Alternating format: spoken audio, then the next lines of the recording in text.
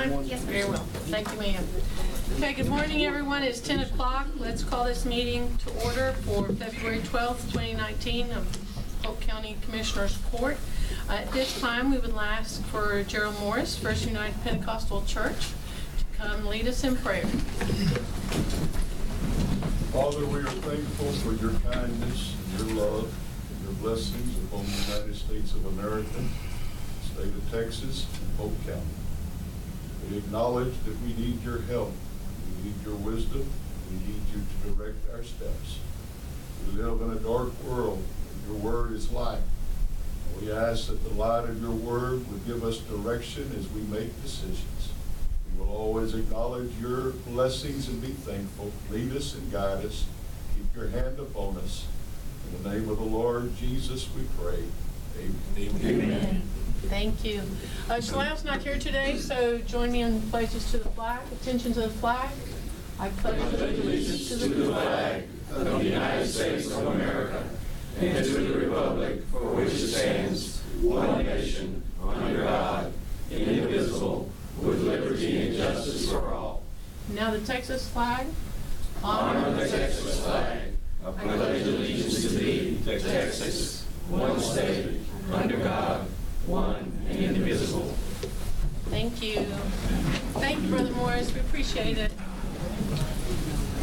We do also want to make sure that we keep in our prayers the victims and the friends and the family, and also our Polk County law enforcement personnel and emergency personnel with the tragedy that occurred.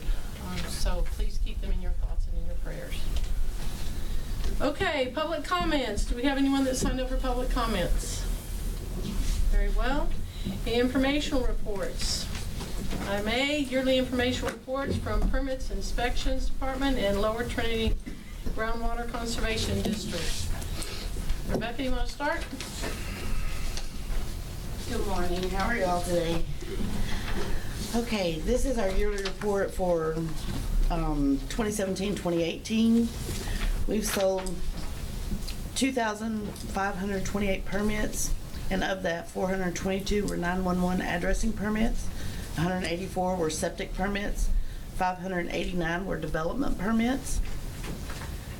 We also had 1,345 processing fees for their aerobic contracts. And currently we have 17 waste hauler companies, didn't know if y'all knew that, and have permitted 37 of their vehicles. We've also inspected 79 complaints and have closed 52. Is there any questions? Anybody have any questions? I don't. No. Thank you, ma'am. All right, thank you. Appreciate it. Mr. Ashmore? Yes, sir. Good morning, y'all. I got a little data sheet I put on your areas there. You can follow along. As a reminder for the folks here, the Lower Trinity Groundwater District, we take care of managing all the groundwater, which is all the water well pumping for San Jacinto and Polk County. So I collected some data for 2018 so you guys could get a perspective of where we stand. I don't want to start out by shocking you guys, but you may not realize it. We are not in a drought. Actually, 2018 turned out to be the second wettest year in Texas history since 1895. It was the second wettest. Polk County received 59.56 inches of rain. That was up not much because in 2017 we received 51.74 inches of rain.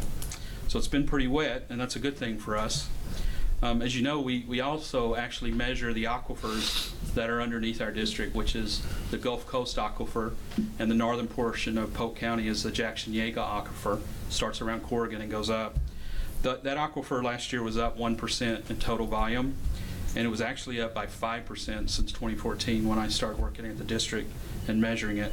It's a very scientific, complicated way we measure those aquifers. We put a tape measure down the hole.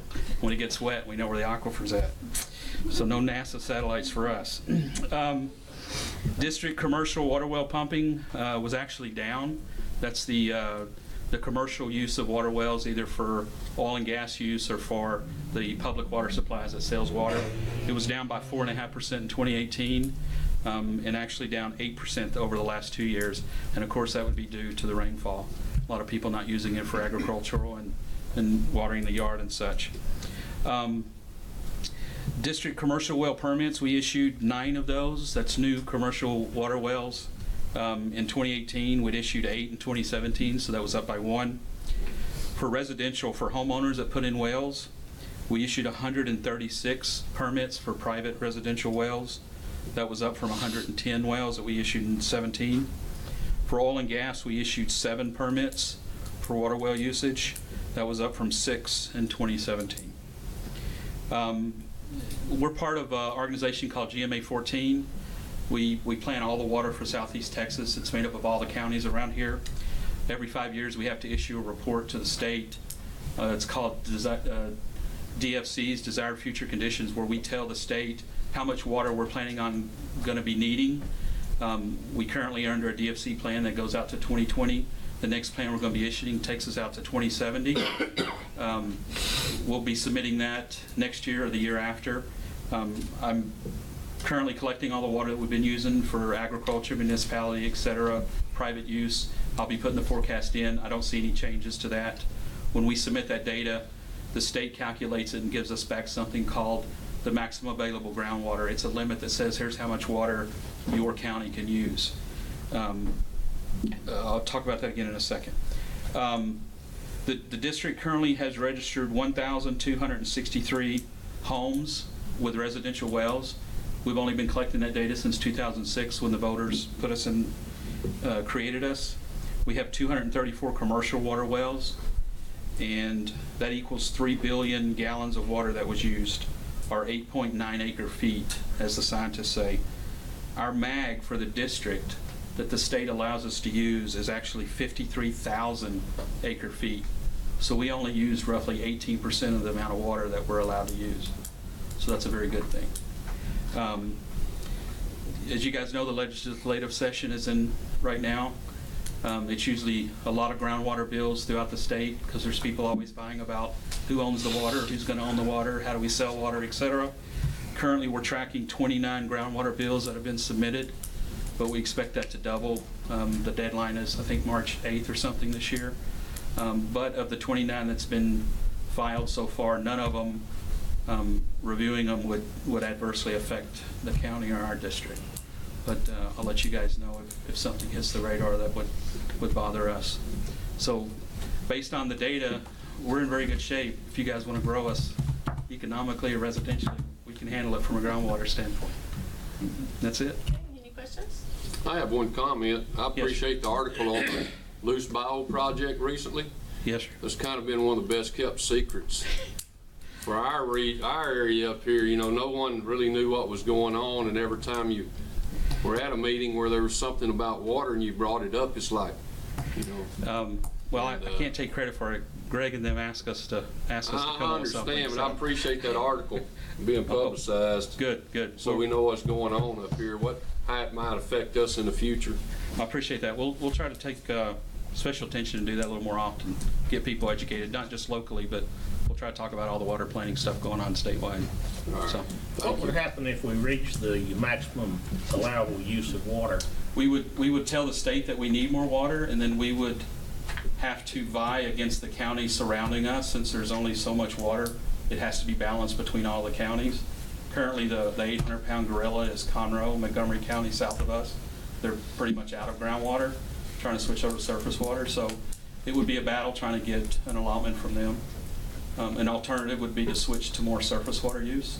Some of our public water supplies that currently pump water to sell to the residentials, they try to switch over to more surface water, like Lake Livingston Water Supply has recently. They're pulling more water from the lake.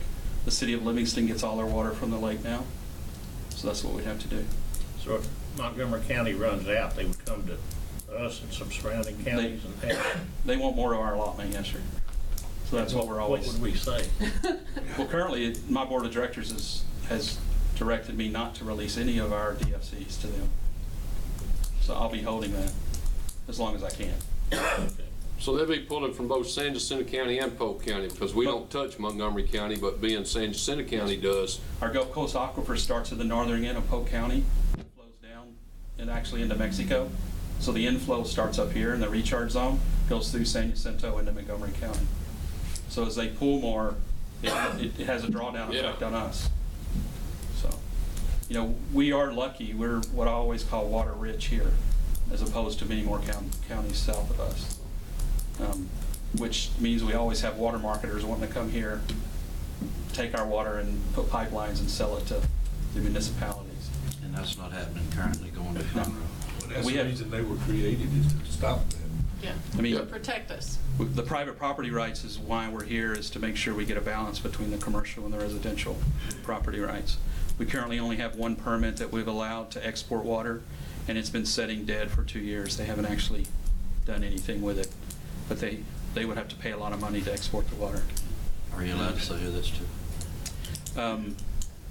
It's called Sonora Springs. The owner is out of Jasper, and they have wells in Jasper as well that they actually do export water, but they've never been able to find a market for this one. The permit expires this year. So we can't deny them from exporting by law, but they have to pay. They pay not only for the water they pump, they have to pay a percentage of the amount of water they ship. They have to pay that as well. So, and we do, I mean, there is a limit we set on how much water they can take out, but we can't stop them from doing it legally. Anything else? Anybody else? Thanks, y'all. Thank you, Yes, sir. appreciate it. Okay, item number 4, new business, consent agenda. You have some addendums on B. Addendum number 1 in the amount of $72,057.19. Addendum number 2, $879.67. Number 3, $181,768.40. 4, $12,426.64. 5, $100,508.16. 6, $2,731.23. And 7, $120,691.56. Are there any items on the consent agenda that a member of the court would like to see? Okay, can I have a motion to approve? So moved. Second. Motion Commissioner Purvis, second Commissioner Vincent. Any further discussion or questions? All in favor say aye. Aye. Any opposed? Motion carries. Okay, item number 5, consider approval of personnel matters as follows. We had 9 emergency hires, 7 in the jail, 1 in the sheriff's department, and 1 for JP1. All the preliminary listings that were in the PAFs in your packet. Motion to approve. Motion to approve Commissioner Willis, Second. second Commissioner Overstreet. Any further discussion or questions? All in favor say aye. Aye. Any opposed? Motion carries.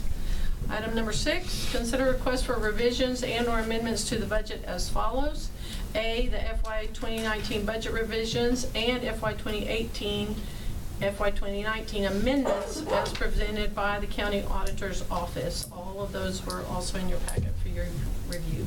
Motion to approve. Motion to approve Commissioner Vincent, second Commissioner Purvis. Any further discussion or questions? All in favor say aye. Aye. Any opposed? Motion carries. Item number 7, consider action relating to possible rescheduling of the regular Commissioners Court session set for Tuesday, May 14th, due to the court's attendance at the North and East Texas County Judge and Commissioners Court Conference. Everybody want to look at their calendar? We looked at Friday, May the 10th, if that's an option.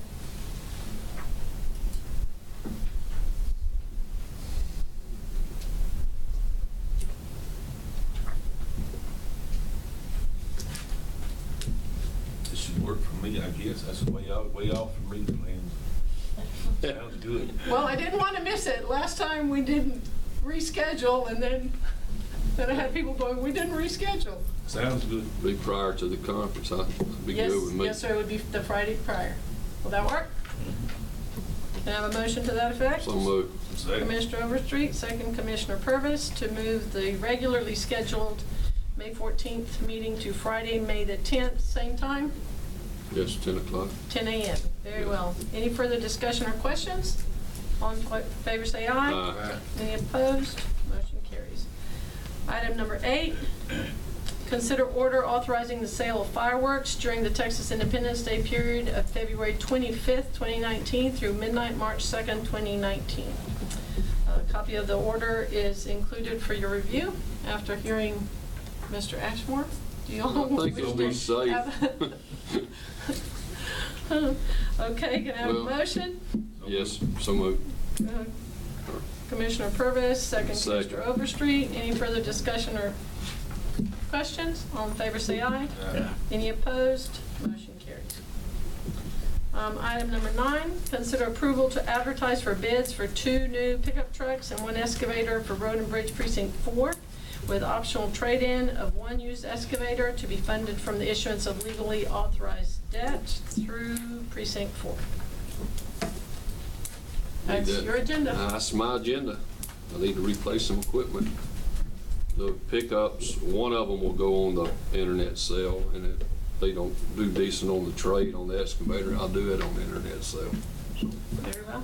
need that in the form of motion. Comes in the form of a motion. Second. Second, Commissioner Willis. Any further discussion or questions? All in favor say aye. Aye. Any opposed? Motion carries. Item number 10,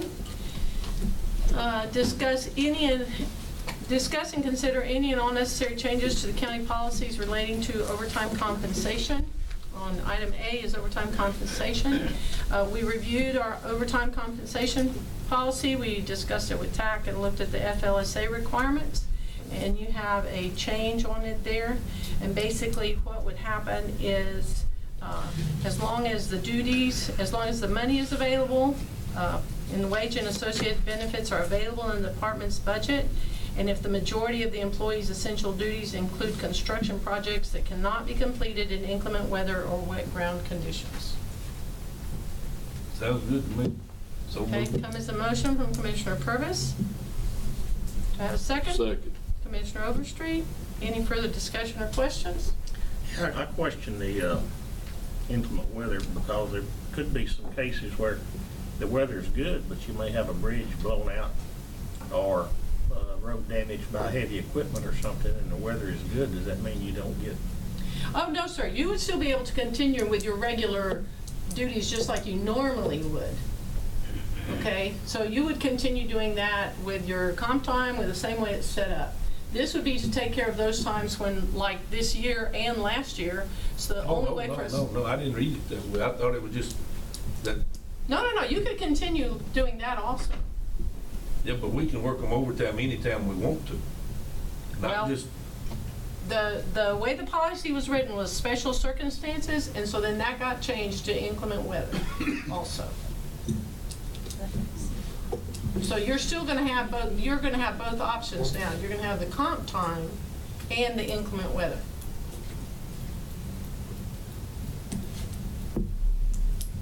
So if we We have have a road inclement weather all the project, if we time. have a road project in the summertime when we're building roads or reconstructing roads and whatnot, then it would still be comp time? no. We need to be able to help. Okay.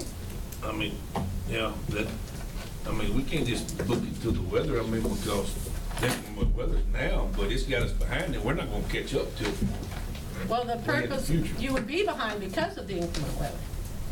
That's why we're gonna be able to pay them overtime, is because you're gonna work them when you can, due to inclement weather. So we can pay them overtime anytime we want to. Yes, sir, due to inclement weather, yes, you can. And you still have the option of comp time if you wish to proceed in that direction. The overtime is going to be due to the inclement weather so we can fix our residents' roads. Right? But you still have the option of the comp time. You maintain both options. So it's just how we do it on the time sheet. If they want comp time, they can have it. We That can is pay them. correct. We can pay them. That is correct. Okay, long as, We have- long as we can pay them whenever we get ready to pay them, that's fine. Yes, sir? Okay. I just,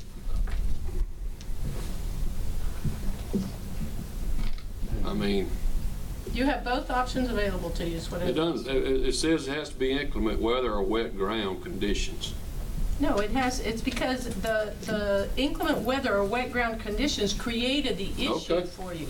I You got couldn't you. fix it because it was Yeah, I wet, understand. right? So you have to So wait if for it I to gotta, dry. if it's taking me till next August to get it fixed, it's just, Yeah. it is. Yeah, you Okay. can still do it. All right. Okay, I have a motion and a second. Any further questions or discussion?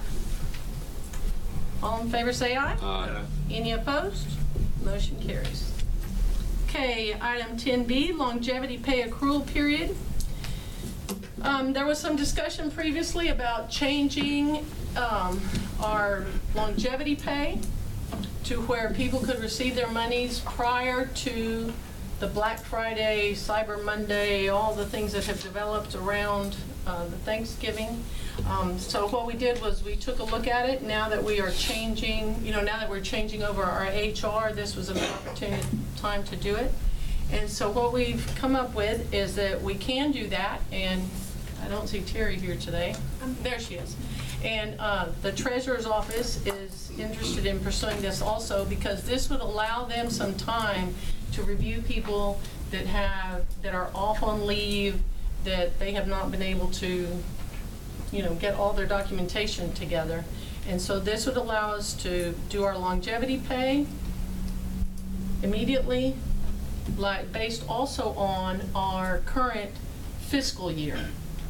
See, so it would close at the beginning of the new fiscal year. That would give them some time to review everything, 4 weeks or so, and then we could do the longevity pay prior to Thanksgiving. Now, what that would mean is that this first round, right, you would have actually ends up being like a 6-week gap, right? Because you would have October, you would end it in October instead of ending it beginning of December. So for 1 year, we would. They would get recruited for 10 months instead of 12. Well, they would accrue for 10 months instead of 12, but they're not going to get the paycheck till November, which is when we normally would have cut it off.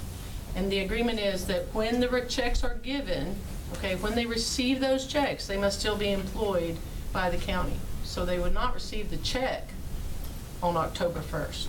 They would just be eligible on October 1st. And then every year after this, it would go to October 1st. So this is the only year that we would have to pay attention, right? But they would have to be employed on the date that they receive their longevity check, which is the same chance we take right now.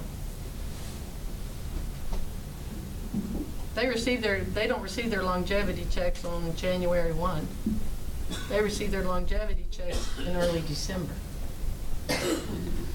And you take it on faith that they're going to stay with the county until January 1.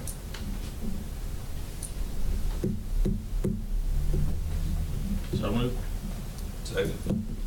Motion Commissioner Willis, second Commissioner Purvis. All in favor say aye. Aye. Any opposed? Motion carries. Item number 11, receive recommendation from court-appointed scoring committee and consider selection of grant administrative services relating to the FYI 2019-2020 Texas Department of Agriculture Community Development Block Grant. Is Jessica here? There she is. Good morning, everyone. Good morning. I have evaluations and proposals if y'all like to receive a copy. Sure.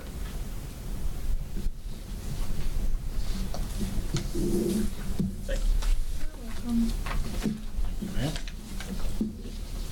Thank you, ma'am. So the committee met on February 5th, and we evaluated the administrators who submitted proposals, and David J. Waxman was the only grant administrator to submit a proposal, and so the committee recommends David J. Waxman. It was a long meeting, but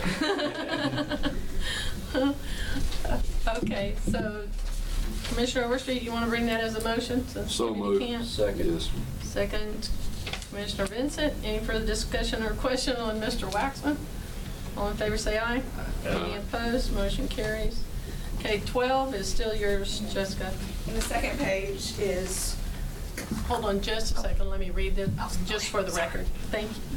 Receive recommendation from court-appointed scoring committee and consider selection of engineering services relating to the FYI 2019-2020 Texas Department of Agriculture Community Development Block Grant. Okay, now go ahead, ma'am. so we went ahead and met February 5th as well, and we received proposals from Goodwin Laster Strong and LJA Engineering.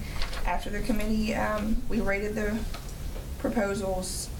We went ahead and we recommend Goodwin Laster Strong as our engineer services. Motion approved. Second. Commissioner Overstreet, Commissioner Purvis, any further discussion or questions?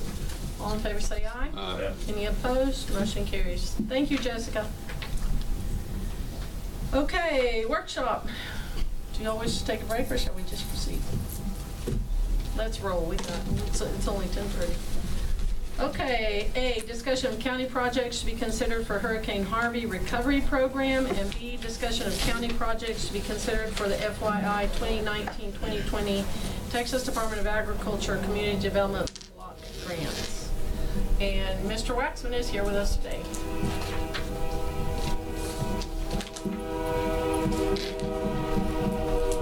Thank you, and I'll try not to be too long-winded. What? Now, we know better than that. I know.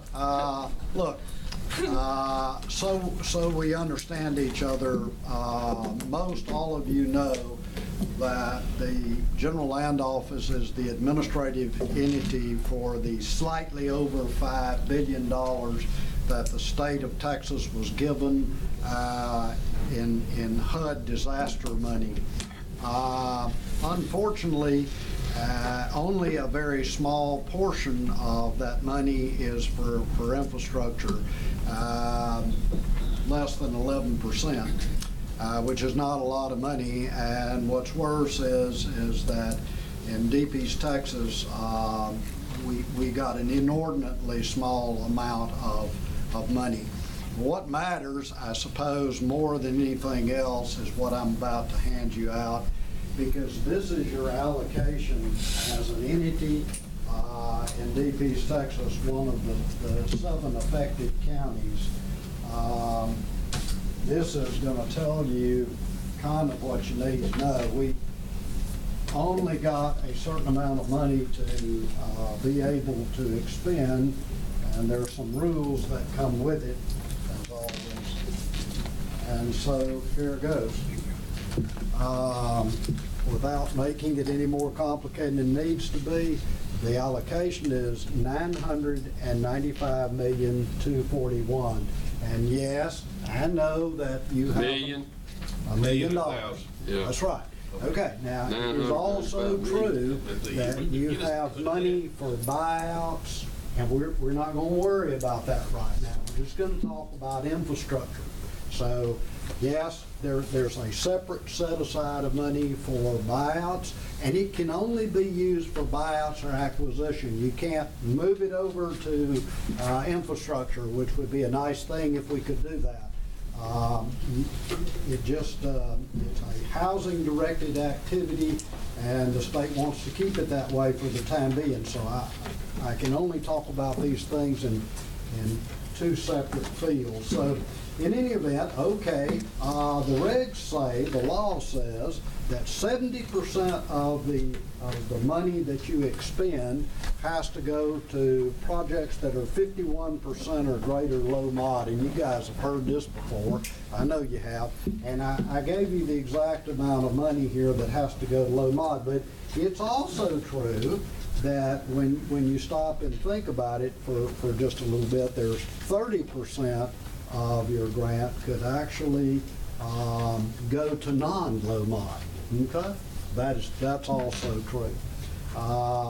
The grant is being made to Polk County. The allocation, it's to Polk County. It's not to Livingston. It's not to Corrigan. It's not to anybody else. It's to you all. Okay. There's a zip code involved. Okay? The zip code is 77335, and I tell you, I have trouble envisioning that myself. That's So- Goodrich, right? Well, yeah, I'll tell you what, you turn to the back page and kind of spread it out, you'll see what it looks like. Goodrich is kind of in the middle of it, okay? And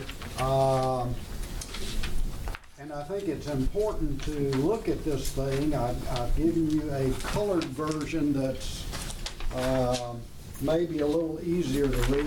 Personally, I prefer the big one because I can sure see that better. The first thing that we did was to look and see what would happen if we used block roofs to try to qualify the money, the 51%. And we have a couple of potential projects we're going to talk to you about here today. And I don't have enough of these to go around, so I'm just going to put, if y'all will look on together, you'll be able to see what I'm doing. These are the block roofs that touch part of the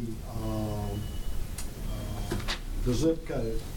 And it's just true that they don't fit perfectly. I mean, they don't. You wouldn't expect them to. Luck wouldn't have it that way. But in any event, that's the information on each one of the block roofs. Well, we have two potential projects that are in 2101.012, okay? And we'll tell you a little bit about those, but that block roof is 51.81% low mod. Now, what the state says is if you serve a substantial number of people in the block roof, you may not have to do a door-to-door survey. So whatever a substantial number means, but okay. So at least we have something to kind of look at. The projects are pretty straightforward. They're projects that we went and looked at, and the cost estimates were done and there are maps attached. So why don't we just kind of take a look at some of these things and see. Hopefully I have enough, and if I don't, please look on.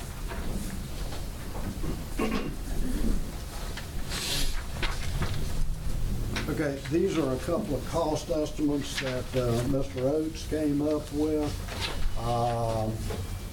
They are have to do with River Road, and they have to do with Taylor Lake Road. And both of these, well, one has to do with the drainage structure, the other on Taylor Road has to do with a paving project. Okay? So that's two projects that you could look at. He refined his work a little bit more on Taylor Lake Road because I asked him to, and he did make one little arrow, which not a big deal, but I certainly pointed out to you because it does give us a little bit more flexibility. He showed the administration as being $98,000, which I'm happy to accept, but the fact is that it's 6%, which means it's $59,714, and that's what it is. So we actually have about $40,000 we could crank back in to the Taylor Lake Road paving project. And basically what this project is the money that we have. That's what this is. One project that does the whole thing. Okay? So that is one of the possibilities. You know, it's certainly possible to cut back and to do other things, but these are the things that we looked at, and we looked at them in some detail. I understand, like on Taylor Lake Road, y'all already have a project to try to deal with the problems that you're having with the river and its incursion onto the road, literally, as you can look down and see the water, and you don't have to look far down either because it's nice and high. But anyway, that's what we've looked at so far, and we feel comfortable with those cost estimates. And we're comfortable with the idea that we're, I suppose, on a block road that if we had to do a survey, it's likely it's not going to be low mod. I mean, if the census says it's 51%, if you do a door-to-door survey, you'll add 20 points to that. It'd be 70%. That's more in keeping With our what locals. happens. with Well, our that's what happens, okay? So I wouldn't worry about if it's low mod or not. I think we'll be okay on that. I think it's a matter of deciding which of the projects or whatever to do. They are both good. Pat Oates and I have ridden both projects after we met with the commissioner. We went and looked. And we looked pretty carefully at both of these things, and I guess I was a little bit surprised at the cost of one, but Taylor Lake Road, I certainly can see what the costs are involved in that. That's quite an undertaking. So, however, both these projects appear to qualify for this disaster program, this Harvey disaster money. And I think at some point y'all are going to need to give us some direction as to what to do. The purpose of the workshop is give you some hard data, okay? And I feel pretty comfortable about both of them. I really do. Okay. So I'm going to stop with where I am and not go on indefinitely, but it meets all these criteria that we're trying to meet. Now, I understand we're putting 100% of the money. If we did one or both of these projects, we'd be putting 100% of the money into the zip code. Well, there's no penalty for that. Spending your money on low mod people is not a penalty. If you spend more than the 70%, that's not an issue. So far as I can see, the only thing you have to do is you have to have a complete project. You can't say, well, I'm going to do part of this, and then a year or two from now, someone else is going to come in. Okay. Unless you have the money in hand, they'll let you joint venture. They will do that. But you have to have the money in hand. But this money's earmarked only for this zip code area right here. No, and I don't want to be misleading. The 80% has to be spent in the zip code. Yeah. The only part that is the 20%. 20%. Could be outside. But like I say, the majority of the money has to be spent. It does. It It's got to absolutely be spent does. right there. I And just want that's to in the clarify law. that. Huh? And in fact, what's confusing the issue for me and lots of other people is if you read the COGS method of distribution, the mod, okay? The mod says other things like this is what happens if County A doesn't use its money, it goes to San Jacinto. Let me tell you something, all of that is no good whatsoever, okay? There's a letter from the GLO that says, thank you very much, we're approving the allocations, but that's all, okay? What happens if you don't use the money? It goes back to GLO, okay? That's what it says in their plan, and so, unfortunately, some of the things that we might go by, like, for instance, we were told, well, you don't have to worry about putting the money in the zip code because we got such a small amount of money, you don't have to do that. No, in the law, it says quite plainly what you have to do, so I didn't hear any of those things when I went to the meeting. Well, I said to the zip code, to the county. there you go, and that's it. End That's of all there is conversation. to it. And so the other things that came out of the discussions that seemed to be to allow you more flexibility turns out not to be so. That we got to go by the law and the regulations, and that's just what we're doing. That's exactly what we're doing.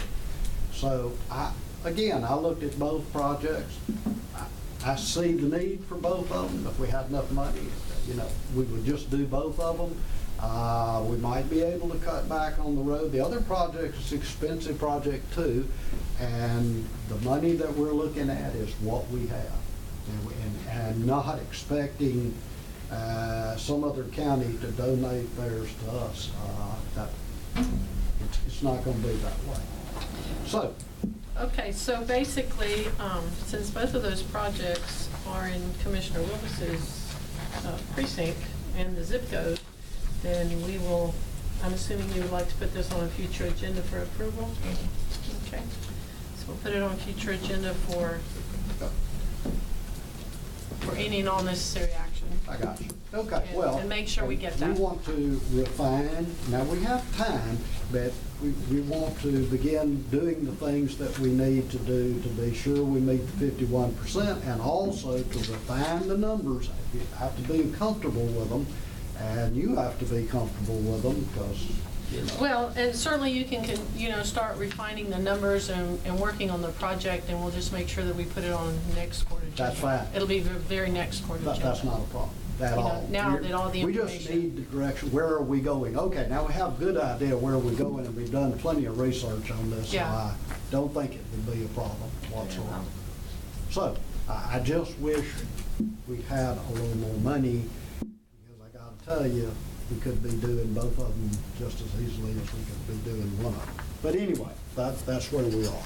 Well, and for historical reference, just for the people attending, part of the issue is because some of the funds from Rita and Ike ended up diverted in other directions, and so the counties and the GLO said, no more. You know, we're not going to give all the money to someone else, because that is part of what happened. Well, and two, not that I'd spend any time going over it, because all it does is raise your blood pressure if you're like me. But, you know, I'll just leave this little pile up here, and when you get a chance, you know, that's the allocation that the state did. A little over 45% of all the money went to Houston and Harris County, and yes, I know they had lots and lots of problems, but here goes. In DB's Texas, we got $35 million for acquisition buyout and $7 million for infrastructure. If you had swapped those two numbers, you'd have had it right. You'd have come pretty close. We've asked many times as to why. No answers come back. That's what the formula said. Well, okay. So that's where we are, but on this, you would be able to see their housing programs and where they intend to spend their money, not just in Houston, but in other COG areas and whatnot, if you're interested how the money goes. And in most cases, the largest number is the infrastructure, and the smallest number is the buyout. It's us. Yeah, we're backwards. Okay, that's not a good one. So, any other questions at all about it? No, sir. You want to move on to item B, discussion of county projects to be considered for the FY 2019-2020 Department of Agriculture CDBG block grant? I will do it. You can do almost anything with CDBG money, and the proof of that is in this. This is just like a long list of things you can do. You can pave roads, you can do a bridge. If you wanted to do a small drainage structure, you could do that. The maximum grant amount is $275,000, and you're not required to put up any match. So let's just keep that in mind. You don't get points for it. I mean, if you want to put up money, you can, but you don't get any points for it. Okay, now the Senior Citizen Center that's been done over here, that's an example of a limited clientele group that you did that for. You can do on-site soup anywhere you want to in your county. If you have the need, you have people who have problems with their septic systems, you can help those folks, as long as they're low, moderate income. Is that $275,000 for the county? It's for the Yep. county. For the county. That's it. That's it. Now, Livingston can apply on their own. Other incorporated entities like, Corrigan, they can apply on their own. They're free to apply, and you get one shot, and they get one shot. So size has nothing to do with it. You just get one opportunity. And there's nothing in the rating system that matters about, well, if we don't fund more than 2 in the county. There's nothing like that. Everybody could be funded in the county. So it just doesn't have anything to do with that. The only thing that we have going against us, and it is a tough road to hoe, is that because we got funded for the Senior Citizen Center, this time around, we have a 20-point penalty. 20 points makes it almost impossible, not almost, but even a little further than that. And this little first page will tell you about how the points are awarded. So it doesn't really matter what you're able to, roads, bridges, whatever. The 160 points are pretty easy from the Council of Governments part, but the 20 points, if you lose those 20 points, the possibility of being funded is slim, because let's look at it this way. There were 42 who applied. There were 19 who got funded. That leaves about 23, and they're going to fund about 19 out of those. Now, that's a revolving system that guarantees over 2 funding cycles, nearly everybody gets funded. And that is the thinking of our RRC. It's not the same in Southeast Texas. They don't take off any points for being funded before. So if you were down there, let's say, we wouldn't even think about that. We wouldn't worry about it. Wouldn't mean a thing. Okay? But in Deep East Texas, it does mean something. So we have to think in terms of whatever we do, our expectations ought not to be high, because, well, They ought not be too high for this year. That's Yeah, this year, next year's, but the money doesn't double. Yes, no, another reason that I think this court should consider going ahead and applying for a CDBG is because we don't know what Rebuild Texas monies will come out. You see what I'm saying? We don't know if further down the road something else will come available. And if we don't already have kind of an application or a plan or something out there ahead of time, right, instead of, if your application is not in there at all, well, you really aren't going to get any money, right? Well, let me say this to you.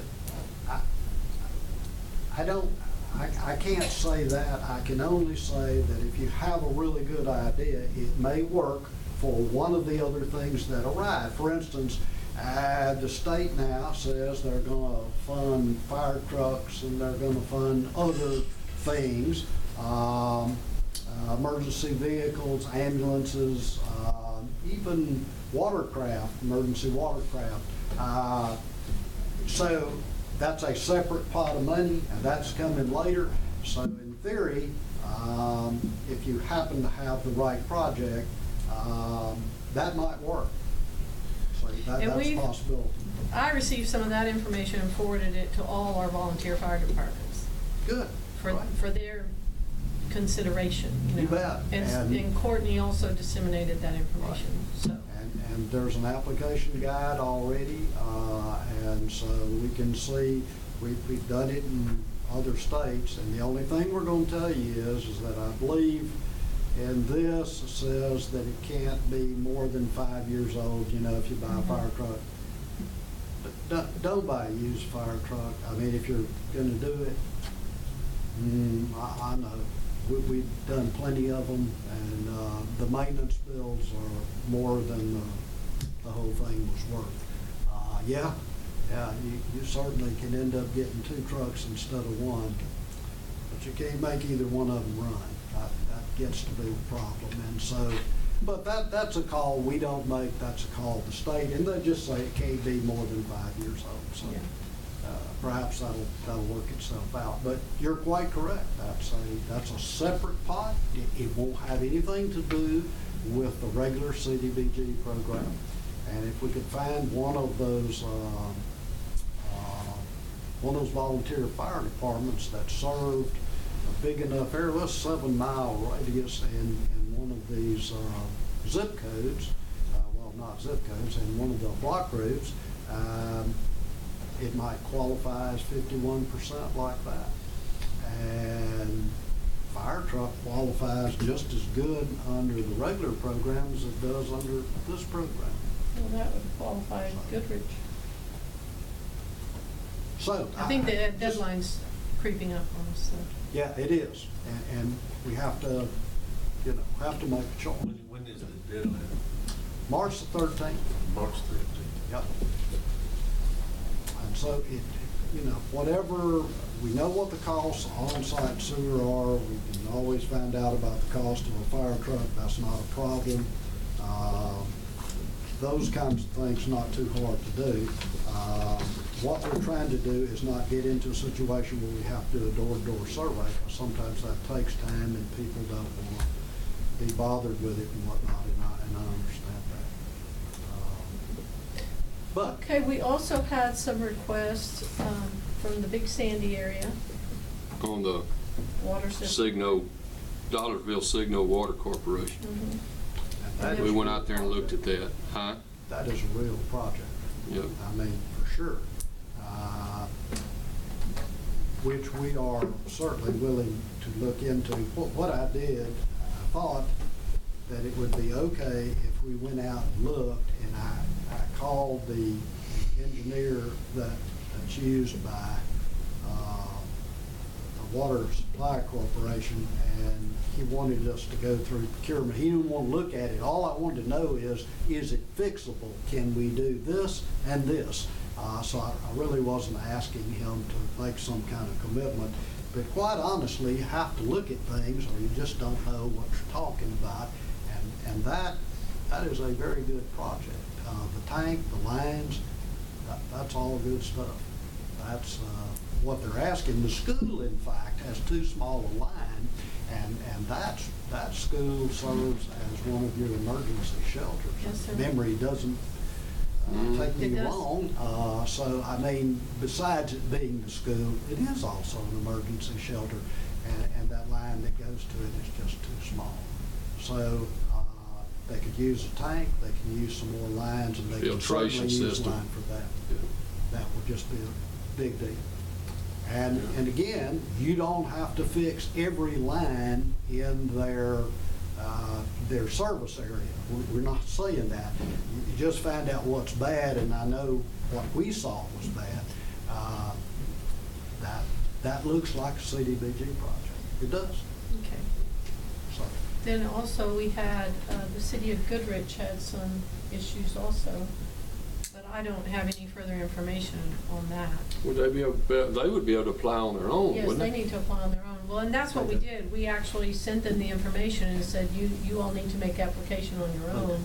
That's not our, That's 375. that's not our responsibility, so we sent them the information. okay, and I'm sure they will, and I'm sure the bridge, I think, that they need to get to their sewer plant is in a bad case of disrepair and needs to have work. You can't maintain the sewer plant, can't pull sludge, all kinds of tough stories about all that, but that has to be fixed. Yes, sir. And I'm but sure they know that. I Yes, know sir, they but know they that. need to make application Right. on their own. They do, absolutely correct. And But the Big Sandy then might be something that we might want to consider, and then we're on the list to move up for next year if Well, we don't get it this year. yeah. Or we can go through emergency management. Well, or perhaps rebuild Texas, which, see. Yeah, That- and that's part of why, I think the court needs to come up with some projects where we can say, okay, this qualifies for these monies, right? But maybe we have 3 projects that qualify for those monies. So then we find, if we can find Rebuild Texas dollars, or we can find something else Right. that'll fund those, then we can, move it around however the court wishes to prioritize. So if you wish us to, because we need to, we've asked Pat to do us a cost estimate, to get with the folks at the Water Supply Corporation and do a cost estimate, and I'm certainly willing to go with him.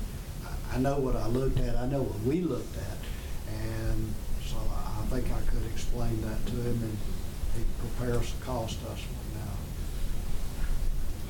Now, who's going to benefit? We'll have to work with the district to see who are the direct beneficiaries. For sure, the people in the area with fixing those lines, yeah, I know they benefit. The tank benefits more. There's no question about that. But we just have to look at that. So. Okay. Are there any other projects that anybody wants us to research or consider or add to it?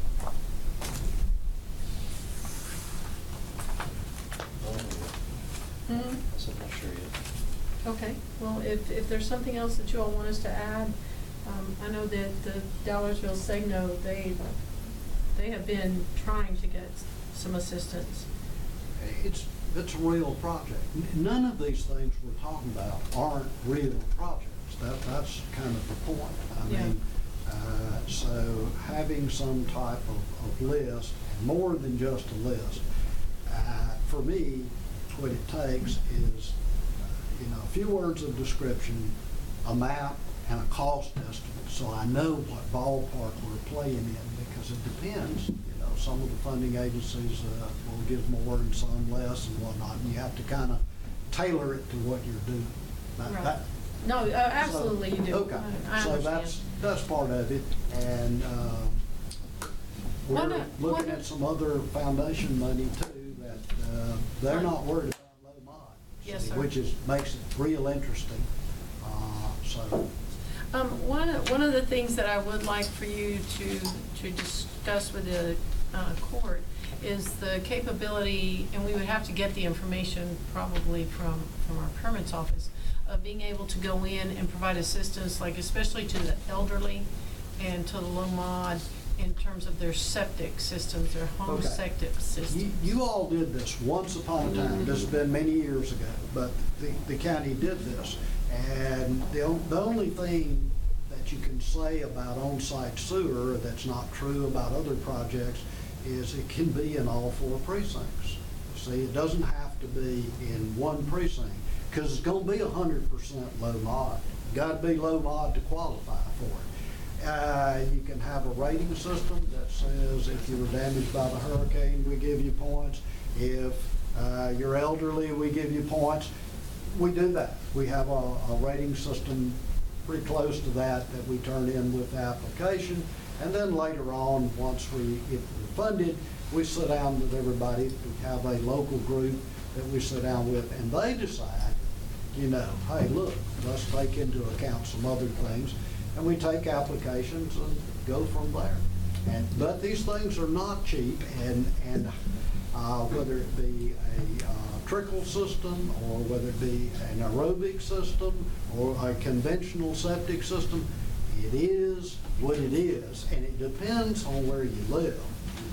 Soil conditions are different, so you can only guesstimate as to how many of these you'll have and how many of those. At the end of the day, you would just want to be able to do as many as you could, and expectations that run something on the order of magnitude of about 25 to 27 homes. Okay? Now that includes the higher cost ones and the lower cost ones, and they just average out. And we like using sanitarians better than we like using engineers a lot of times, because engineers, that's not their long suit, and that's what the sanitarians do all the time. So in some of the other counties that we're doing this in Orange County or Hardin County or Jefferson County, we use sanitarians. But you can use an engineer, that's your call, that's never a problem. So, and we got one who knows how to do it, because he happened to be the one who did do it way back when. So we're not worried about that at all. It's just different depending on where you are. And it's nice because you can go to different parts of the county. You're not prohibited from doing that. That makes it a little more flexible, I suppose. Okay, I just wanted to make sure the court was aware of the policy. Very good. Obviously, some of them have already been through it. Well, we haven't done it in quite a while. That's true. And you have to think back to when we did it. And nobody kept score about how many went to this. But what we did do is we did go to commissioners and say, do you know anybody you think has this kind of problem? And usually the county will have a list where they have problems. TCEQ's got a list. Well, that helps make our list to start with right there, people who are in violation. So, no. Okay. Anybody have any more questions? Thank you. Thank y'all for taking the time. I appreciate And this. we will have item A on the agenda for next month. Very good. Thank you. Thanks, Leslie. Thanks for coming, even though he didn't ask for moral support. Okay, Commissioner Overstreet. Motion adjourned. Second. Motion to adjourn, Overstreet Purvis. Any further discussion, questions? I guess not. Bye. Thank you. Hey, Dave? Yeah. Oh, gosh. When we talk about